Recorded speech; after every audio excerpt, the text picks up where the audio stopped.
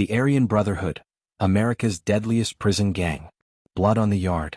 Before we start, make sure you're strapped in. Like, subscribe, and drop a comment, because what you're about to hear isn't fiction. It's the blood-soaked truth about the most feared prison gang in America, the Aryan Brotherhood. The morning began like any other inside California's maximum security San Quentin prison. Steel doors slamming, voices echoing through concrete halls, the metallic scent of disinfectant mixing with sweat. But at 9:43 a.m., the calm shattered. Two guards sprinted across the yard after a fight broke out between rival inmates. When the dust settled, one man lay motionless near the basketball court, stabbed 23 times with a weapon made from a sharpened piece of steel fencing. His name was Raymond Ray Dorsey, a member of a prison gang known for smuggling drugs through laundry lines. The killer didn't even try to hide. He stood over the body, breathing heavily, his arms tattooed with clover leaves, lightning bolts, and the number 666. Everyone on the yard knew what that meant. The Aryan Brotherhood had just made a statement. Detective Laura Hennings, a veteran of the California Department of Corrections Gang Task Force, arrived within hours. She'd seen plenty of prison killings, but something about this one was different. The guards said Dorsey wasn't the Brotherhood's rival. He wasn't even black or Hispanic, their usual targets. So why him? Hennings asked, flipping through the initial reports. No witnesses, no usable surveillance footage. The cameras covering the yard had mysteriously been disabled minutes before the murder. By noon, rumors spread through the blocks. Dorsey had been a mule for a heroin pipeline that stretched from inside San Quentin to halfway houses in Nevada. Someone whispered he'd skimmed money from a Brotherhood-run deal. Others claimed he'd spoken to the feds about inmate-led drug rings. Either way, it was a death sentence. As Hennings walked past the cells, she noticed small carvings scratched into concrete, AB, 88, and blood in, blood out. She knew what it meant. Once you joined, you didn't leave unless you died. Inside this prison, the Aryan Brotherhood wasn't just a gang, it was an army. She called a meeting with the warden and federal investigators. They'd been tracking the Brotherhood for years but could never crack its communication web. Even from isolation cells, members used coded notes, kites, smuggled through corrupt guards or hidden inside legal paperwork. Then came a strange lead.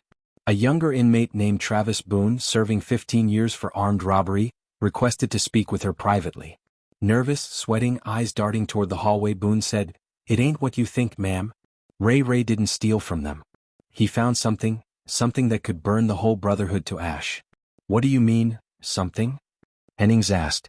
Boone hesitated. "They'd got a list, a ledger maybe. Real names. Not just inmates, guards, businessmen, politicians, all tied to their operations. He found it in the chapel." Hennings' pulse quickened. If that was true, this wasn't just another yard killing. It was a cleanup, a silencing. But before Boone could say more, a loud siren cut through the corridor. Guards ran past the interview room. Over the intercom, a voice shouted, "Code Red, Block D." Hennings followed the sound, heart pounding. Smoke filled the hallway as inmates screamed. When they reached Boone's cell, flames licked the walls. The guards tried to extinguish it, but Boone was already gone, burned beyond recognition. 2 murders, 1 day apart, both linked to the Brotherhood. Coincidence? Not a chance. Later that night, Hennings reviewed surveillance tapes again, frame by frame. In one grainy corner of footage, just before the fire alarm, she spotted a man walking out of Block D carrying a mop bucket. Nothing unusual, except the man wasn't on duty that shift. She froze the image. The face was blurred, but his hand tattoo was clear, the same 666 mark she saw on the yard killer earlier that morning. He wasn't supposed to be outside his cell block. And yet, there he was, calm, collected, and heading straight toward the restricted mail room. As Hennings replayed the footage, she saw him slip an envelope through a vent before vanishing from view. The envelope was small, wrapped in plastic, and marked with a single phrase, "For the Council." Her stomach sank. The Council, the Brotherhood's shadow command, rumored to operate from inside the nation's highest security prisons, controlling hundreds of murders and millions in drug money. But that envelope, what was inside? By the next morning it was gone. Logged out of evidence before anyone even knew it existed. And when Hennings asked who had signed it out, the answer chilled her to the bone. It wasn't an inmate. It was one of her own, a corrections officer with 15 years of spotless service. Something inside San Quentin was rotten. And the Aryan Brotherhood wasn't just surviving, it was thriving. The Brotherhood's code. If you're still watching, you're deep inside the Brotherhood's world now, where every handshake hides a weapon and loyalty is written in blood. Subscribe, like, and stay locked in, because what comes next will shake everything you thought you knew about prison power. The California Department of Corrections had a problem. A war was brewing behind bars. Within the walls of Pelican Bay and San Quentin, the Aryan Brotherhood's power wasn't just growing, it was metastasizing. They weren't just inmates anymore, they were businessmen, executioners, and silent rulers of an empire built on fear. Detective Laura Briggs stared at the list of unsolved prison murders pinned to her office wall, 13 in the past 6 months, all with the same calling card, a small hand-drawn shamrock carved near the heart, the symbol of the Aryan Brotherhood. But there was something else. One of the victims wasn't white. He was a known supplier for the Mexican mafia, and that didn't make sense. The two groups had an unspoken alliance, one that kept the blood balance stable inside the yards. When Briggs pressed deeper, she found something chilling, a transfer log that connected several of the victims to the same cell block weeks before they died. A cell block controlled by one inmate, Frank "Red Dog" Harris. Harris had been locked up since 1989 for double homicide. To most guards he was quiet, almost polite. But those who knew the signs saw the tattoos, the shamrock, the lightning bolts, the letters AB. He was a general in the Brotherhood. Through intercepted letters and bugged calls, the feds discovered that the Aryan Brotherhood had evolved beyond racial ideology. They had turned their hate-born structure into a money machine, running heroin pipelines from cartels, laundering cash through outside associates, and ordering hits like corporate mergers. And at the top of that chain, someone new was emerging. Someone only known by a code name whispered across the yards: Ghost. Agents tracked encrypted letters sent from multiple prisons, each written in an identical hand, each signed off with a drawing of a snake eating its own tail. The Ouroboros, the Brotherhood's newest symbol. They thought it represented rebirth. But for Briggs, it meant something darker, a cycle of power that never died, only changed faces. She interviewed former members who had flipped for protection. One, a man named Dale "Tiny" Murdoch, revealed how the Brotherhood ran operations through coded messages and legal mail, hidden in the margins of fake lawsuits. "You can lock us down, but you can't shut us up," he said, smiling through cracked teeth. "Orders go out. Blood comes back." Meanwhile, a reporter named Michael Crane was investigating from the outside. He'd been writing about prison corruption for years, but this was different. His informant, an anonymous guard, sent him a message: they're not fighting for territory anymore. They're fighting to control the system. Crane traced wire transfers from families of inmates to offshore accounts linked to shell companies in Nevada and Arizona. Millions of dollars funneled under the radar. The Aryan Brotherhood wasn't just thriving inside, they were buying influence outside. Then, without warning, one of Crane's sources disappeared, a guard named Lester Vaughn. 2 days later, his car was found burning near a desert highway. No ID, no body, only the same carved shamrock scorched into the dashboard. The Brotherhood had spoken. Loud and clear. When Briggs got word of Vaughn's death, she realized something terrifying. Every piece of evidence they'd gathered, every intercepted message, every witness, had been carefully fed to them. Like a trail of breadcrumbs leading to a trap. Her phone buzzed with a message from an untraceable number. 4 words. "You're already in it." That night, Briggs found a letter slipped under her office door. Inside, a small green shamrock card. On the back, a single line written in red ink. "Ghost is closer than you think." She looked up at the security camera in her office, the red light blinking. Recording. Watching. But she didn't know if it was still the police who were on the other side. Because in the Brotherhood's world, everyone could be a soldier. The ghost inside. If you've made it this far, you already know. The Brotherhood doesn't forgive curiosity. So before we dive into the final chapter, smash that subscribe button. You'll want to be here when the next secret breaks loose. Because this one ends where no one expected, inside the system itself. Detective Laura Briggs didn't sleep for 3 days. The letter, the shamrock with the red ink, replayed in her mind like a broken tape. Ghost is closer than you think. She'd read it 100 times, and each time it felt heavier. She thought of every agent she'd briefed, every warden she'd spoken to, every guard who'd suddenly gone quiet.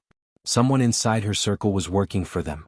When she returned to her office that morning, the entire building felt different, colder, quieter. A half-empty cup of coffee sat on her desk, still warm. But she hadn't made it. And on her monitor was a paused video file that hadn't been there before. The title, Pelican Bay, Control Room Feed Restricted. She hit play. The footage showed the maximum security yard, Empty, gray, silent. But in the corner of the screen, a guard approached a prisoner through the fence. The guard passed something, a folded piece of paper. Then he turned to the camera and smiled. Was Vaughn. The same guard they'd found burned in the desert. Briggs froze. Either the footage was old, or Vaughn had never died. She immediately called Michael Crane, the reporter. He picked up on the first ring.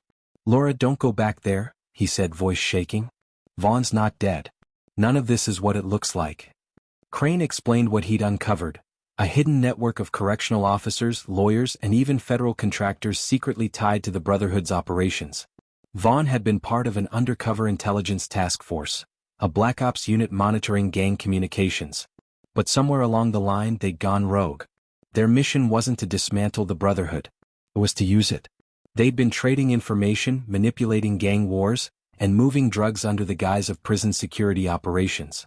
The Brotherhood became their cover, their weapon. But Ghost? That wasn't a single man. It was the code name for the entire covert unit, an invisible hand that controlled both sides of the game. Briggs's blood ran cold. Every order she'd followed, every file she'd trusted, it all came from the same chain. The same Ghost. Suddenly, a loud knock rattled her office door. "Detective Briggs? Internal Affairs. We need to speak to you." She hesitated. Through the frosted glass she saw 3 silhouettes. One of them, unmistakably, had a shamrock tattoo on his wrist. Briggs quietly backed away from the door. The USB drive with all her evidence sat on the desk. She grabbed it, slipped it into her pocket, and headed for the emergency exit. But as she pushed through the stairwell, her phone vibrated. A text message popped up. "We warned you. You were inside the circle the moment you took the case." Then the lights in the stairwell flickered out. When she reached the parking lot, Michael Crane's car was already waiting. "Get in," he yelled. Tires screeched as they sped into the dark, leaving the building and everything she thought she knew behind. "Where are we going?" she shouted over the wind. "To someone who can blow this wide open," Crane said. "A man who helped build the Brotherhood's communication system. He's in witness protection, under a new name." But as they reached the outskirts of the city, police sirens echoed behind them. A roadblock appeared ahead, unmarked SUVs, armed men, no uniforms. Crane slammed the brakes. Then one of the men stepped forward. Head shaved, eyes cold, a faint shamrock tattoo beneath his collar. Was Vaughn. Very much alive. He smiled. "Detective Briggs," he said calmly, "you should have stayed out of the family business." Gunfire erupted, glass shattered. Crane's body slumped against the steering wheel. Briggs crawled out, clutching the USB drive. She ran into the dark woods beside the highway, bullets slicing through the trees. By morning, the news reported a traffic incident involving a journalist and an unidentified woman. No mention of the Brotherhood. No mention of Ghost. Weeks later, a USB drive arrived anonymously at a newsroom in San Diego. Inside were hundreds of classified prison files, transaction records, and coded messages, all exposing the Ghost network. But the sender was untraceable. The final file was a video, grainy footage of Detective Briggs standing at a payphone near a bus station. She looked straight into the camera and said one sentence before walking away. "The system isn't broken. It's owned." And just like that, she vanished. The Aryan Brotherhood remained in lockdown across multiple states, but their influence didn't die. It simply adapted, quieter, sharper, harder to see. Because the most dangerous gang isn't the one behind bars. It's the one running the bars themselves. If this story made your heart race, you're not ready for the next one. Hit subscribe, because the next secret is already waiting to be told.